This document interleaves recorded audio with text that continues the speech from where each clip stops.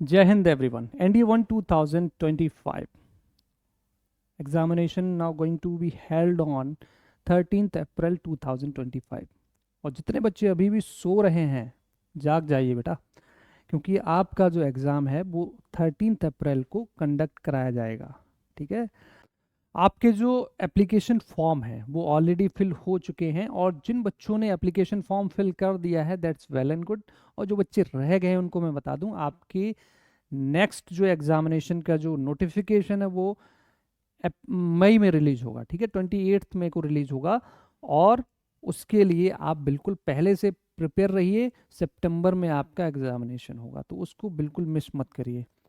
जितने भी बच्चे अभी 11th से 12th क्लास में गए हैं, राइट, जो अभी 11th का एग्ज़ाम देंगे और जो 12th में एंटर करेंगे, उनके लिए सितंबर वाला जो अटेम्प्ट होगा वो फर्स्ट अटेम्प्ट होगा। तो 12th अपियरिंग के साथ साथ भी आप एनडीए का एग्ज़ाम दे सकते हैं। अब बात करेंगे कि एनडीए 1 2025 की प्रिपरेशन कैसे करनी है। अगर अभी भी आपने प्रिपरेशन स्टार्ट नहीं की है तो अभी भी आपके पास टाइम है। You can start your preparation and crack your NDA written examination.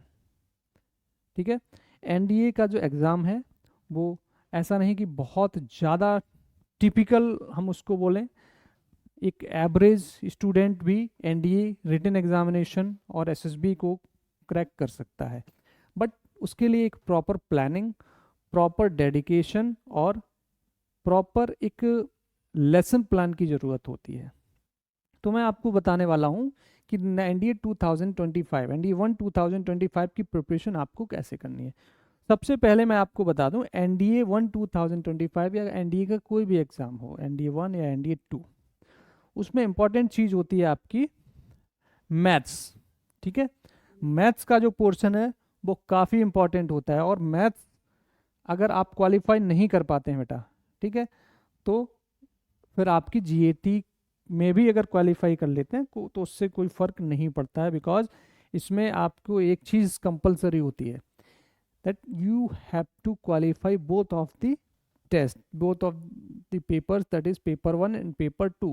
Paper 1 और पेपर 2 दोनों में क्वालिफाई करना जरूरी होता है, और उसके जो क्वालिफाइंग मार्क्स होते हैं वो 25% होते हैं। 25% से अगर आप कम स्कोर करते हैं किसी भी पर्टिकुलर सब्जेक्ट में, दैट इज पेपर 1 में या पेपर 2 में, तब भी आप डिस्क्वालीफाई माने जाएंगे। ठीक है, ऐसा नहीं कि आपने एनडीए मैथ्स में तो बहुत अच्छा स्कोर कर लिया बट जीएटी में आपने 20% भी स्कोर नहीं कर पाया, तो उसमें क्या होगा, उसमें आप डिस्क्वालीफाई माने जाएंगे, आपका सिलेक्शन नहीं होगा।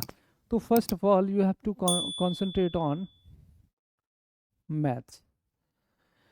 मैथ्स का पोर्शन काफ़ी इंपॉर्टेंट होगा।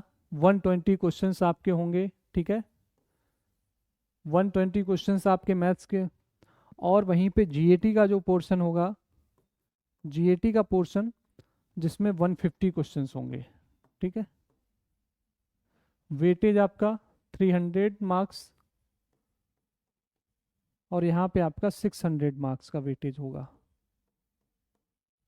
अब देखिए आपको प्रिपरेशन किस तरीके से करनी है। मैथ्स में और जीएटी में दोनों में ही अगर आपको अच्छा स्कोर करना है, तो मैथ्स के लिए मैं आपको बता दूं, सबसे पहले आपको क्या करना है, इसका जो डिटेल सिलेबस है उसका एक ओवरव्यू लीजिए कि इसका सिलेबस एग्जैक्टली एनडीए में पूछा क्या जाता है। अगर आपको नहीं पता है तो आप हमारी टारगेट डिफेंस एकेडमी के यूट्यूब चैनल पे बहुत सारे वीडियोस पढ़ें जिसमें सिलेबस के बारे में डिटेल इन्फॉर्मेशन आपको मिल जाएगी। वहीं पे द टारगेट क्लासेस आप विजिट करेंगे तो वहाँ पे भी आपको सारी इन्फॉर्मेशन मिल जाएगी। तो वहाँ से आपको क्या करना है, ओवरव्यू लीजिए सिलेबस का। ठीक है, फर्स्ट थिंग सिलेबस के बारे में पता करिए कि क्या क्या पूछा जाता है। ठीक है, उसके बाद जब आपने एक ओवरव्यू ले लिया सिलेबस के बारे में, तो मैथ्स के जो टॉपिक्स हैं उसके बारे में आपको आइडिया हो जाएगा। दैट इज जितने भी क्वेश्चंस आपसे पूछे जाएंगे बेटा वो 11th और 12th से ही पूछे जाएंगे। Most of the questions will from the 11th 12th, right. उसका जो लेवल होगा, अब एनडीए का लेवल ठीक आने लगा है, अच्छा लेवल हो गया। पहले इसका लेवल थोड़ा सा लो था, बट अब जिस तरीके के क्वेश्चंस आते हैं काफ़ी अच्छे स्टैंडर्ड के क्वेश्चंस आपको देखने को मिलेंगे एनडीए में। तो इसको बिल्कुल भी हल्के में नहीं लेना है, ऐसा नहीं कि बिल्कुल आपने जरा सी भी प्रिपरेशन नहीं किया आपका हो जाएगा, नहीं ऐसा नहीं है। उसके बाद आपको क्या करना है, प्रीवियस ईयर क्वेश्चंस उठाइए और प्रीवियस ईयर क्वेश्चंस आपको पीवाईक्यूज पे भी फोकस करना है। पीवाईक्यूज से क्या होगा बेटा, आपको एक आइडिया लगेगा कि अभी प्रीवियस ईयर रिसेंटली जो प्रीवियस ईयर क्वेश्चन पेपर रहा है एनडीए का, वो किस तरीके का रहा है, कहाँ से कितना वेटेज होता है, कितने क्वेश्चंस पूछे जाते हैं, किस टॉपिक से कितने क्वेश्चंस आते हैं, इन सब के बारे में आपको जानना जरूरी है, किस टॉपिक का कितना वेटेज होता है।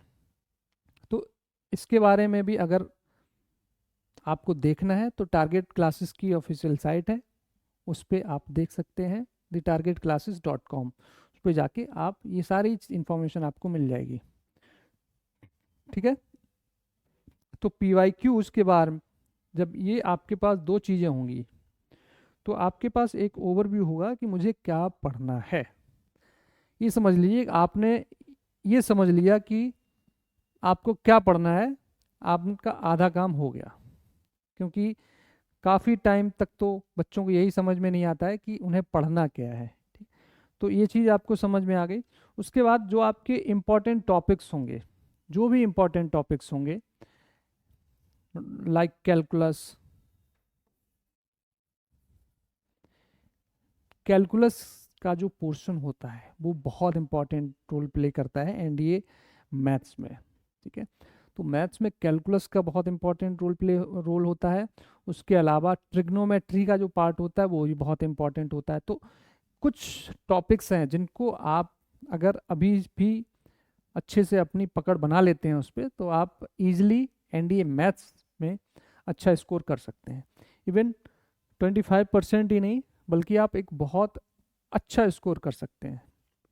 उसके अलावा मैट्रिसेस एंड डिटर्मिनेंट ऐसा टॉपिक है जहाँ से बहुत इजी टॉपिक है जिसको आप इजीली कर सकते हैं और इजीली उसमें स्कोर भी किया जा सकता है, ठीक है। तो इसी तरीके के काफ़ी सारे टॉपिक्स मैथ्स के रहेंगे जो इम्पोर्टेंट टॉपिक्स हैं मैंने आपको बताए, कैलकुलस, ट्रिग्नोमेट्री, राइट। उसके अलावा इसमें आपका मैट्रिसेस एंड डिटर्मिनेंट, ठीक है, 2D एंड 3D ज्योमेट्री, ये कुछ टॉपिक्स हैं जहाँ से आपको क्वेश्चंस देखने को मिलेंगे, ठीक ठाक क्वेश्चंस देखने को मिलेंगे। इसके अलावा जीएटी का पोर्शन अगर मैं देखूं तो जीएटी के पोर्शन में आपके 150 क्वेश्चंस होते हैं जिसमें 50 क्वेश्चंस आपके इंग्लिश के होते हैं, केवल और केवल इंग्लिश के 50 क्वेश्चंस आपको मिलेंगे। It means out of 150 50 questions of the English. तो इंग्लिश पे आपको बहुत फोकस करना है।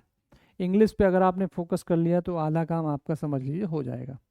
इंग्लिश में भी आपका अगर वोकैब सेक्शन बहुत स्ट्रांग है तो वोकैब सेक्शन अगर आपने अच्छे से कर रखा है, अगर आपकी वोकेबलरी बहुत स्ट्रांग है तो easily you can answer 15 to 20 questions very easily, ठीक है।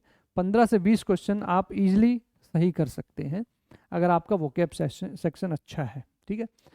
उसके बाद physics, history, geography and chemistry, 4 subject ये हैं आपके जो ठीक ठाक वेटेज रखते हैं, जिसमें सबसे ज़्यादा अगर मैं स्कोरिंग सब्जेक्ट की बात करूं इंग्लिश के बाद वो होगा फिजिक्स का। फिजिक्स में अगर आपने अच्छा स्कोर कर लिया तो इंग्लिश और इसको मिला दिया जाए, इंग्लिश और फिजिक्स को मिला दिया जाए तो अप्रॉक्स आपके 20 to 22 क्वेश्चंस आपके फिजिक्स में आते हैं। तो इसमें ये मान के चलिए 70 क्वेश्चंस आपके टोटल हो जाते हैं, आपके 70 क्वेश्चंस हो जाते हैं।